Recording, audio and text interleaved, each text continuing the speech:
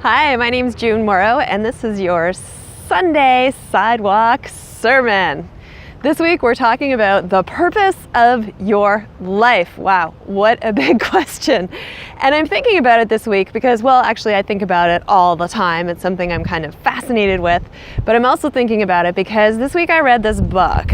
It's called Life After Life by Kate Atkinson, and it is a book unlike any book I have ever read before. Now, spoiler alert, I'm going to give away some key plot points in this book. So if you're going to read Life After Life by Kate Atkinson, you might not want to watch the rest of this video.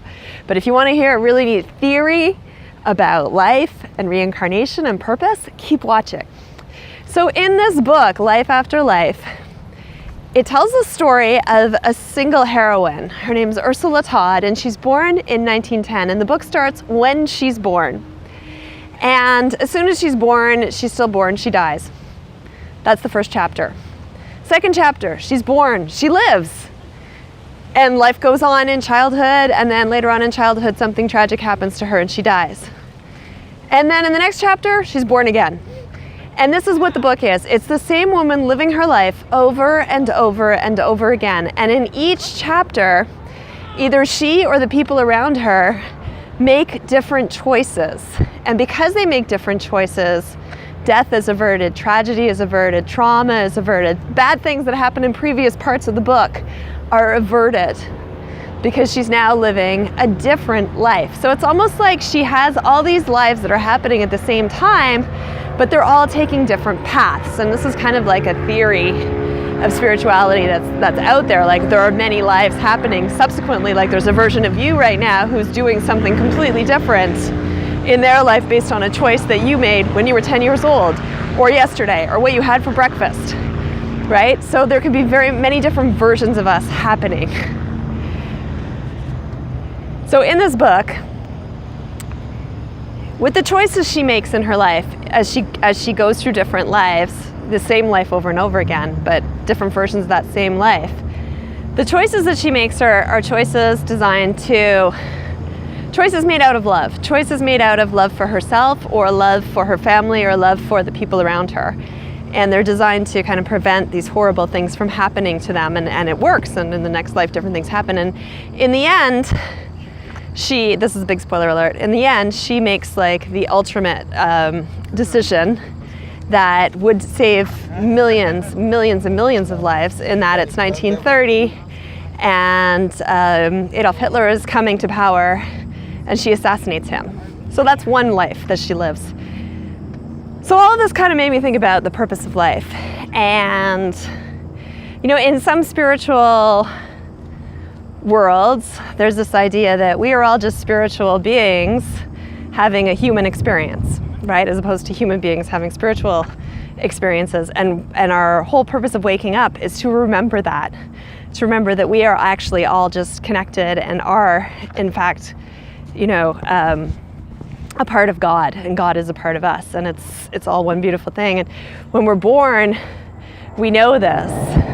When we're children, we start to forget it. You know, we're naturally creative and playful and joyful and connected and not afraid of pretty much anything except for some very basic instincts that we have.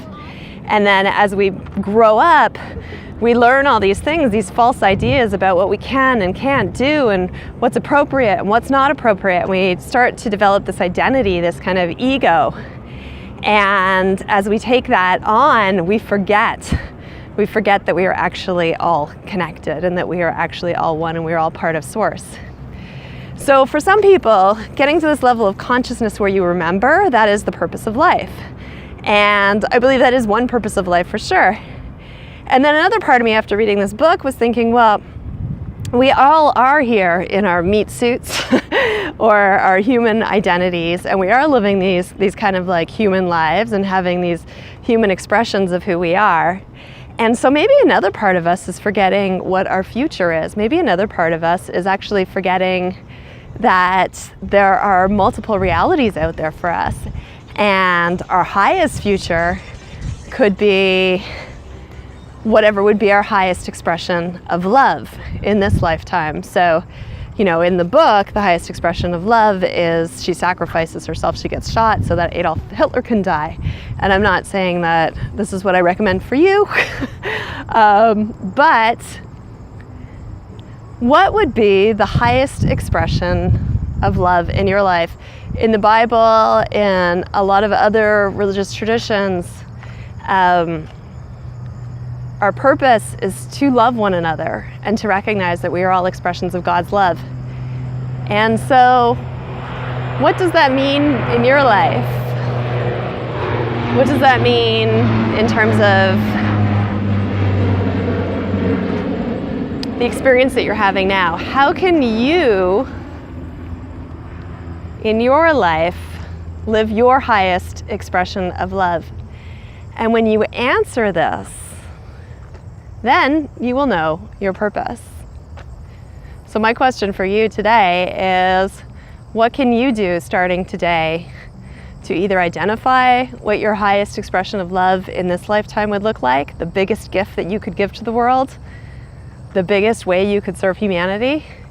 What would that look like in a way that's going to be joyful and fun and filled with love for yourself and something that you love? And what step can you take today to start bringing that into your life, to start creating that, to start stepping into your highest expression? And once you know that, my friend, you have found your purpose. Peace.